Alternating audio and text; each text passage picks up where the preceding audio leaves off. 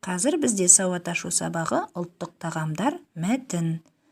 Оқу мақсатымыз берілген сюжетті сурет бойынша шағын әңгіме құрап айту, сөздегі дыбыс түрін ажырату және дұрыс дыбыстау.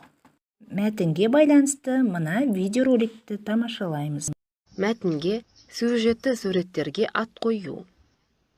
Мәтін мағына жағынан байланысқан екі не одан көп сөйлемнен құралады. Мәтіннің мазмұнына сай ат қоюға болады. Ол мәтіндегі негізгі ойды ашып тұрады.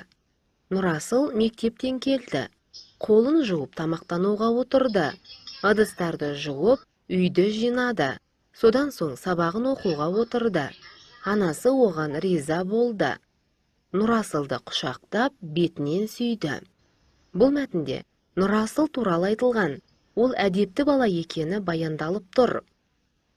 Ендеше бұл мәтінге әдепті бала деп ат қоюға болады. Келесі мына мәтінді тыңдайық. Сәкен жазғы демалыста ауылға барды. Ауылдың табиғаты да әсем.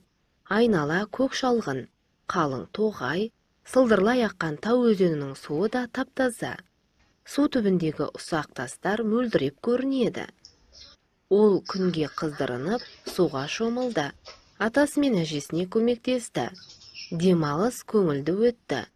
Бұл мәтіннің мазмұнына сай ауылда немесе көңілді демалыс деп атауға болады.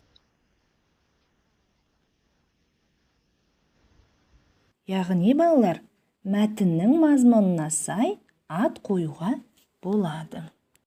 Оқулығымыздың 43-ші беттегі бірінші жаттығуға назар аударайық. Өлеңді түсініп оқы. Шұжық. Дәмді тағам шұжық. Түрі ұзынша қызық. Ағам көрсе тоймайды. Оңайға апам қоймайды. Тұрысбек Еділбаев. Сұрақтарға жауап беріп көрейікші балалар. Өлең не туралы айтылды? Шұжық қалай жасалады екен? Еттен тағы қандай ұлттық тағамдар әзірленеді? Бұл әңгіме ме? Өлең бе? Енді балалар, екінші жаттығуға назар аударайық. Сөйлемді көшіріп жаз. Қымыз ұлттық тағам. Ол бие сүтінен жасалады. Оның емдік қасиеті мол. Балалар, осы екінші жаттығуды дәптерімізге орындаймыз. Кері байланысты ұмытпаңыз.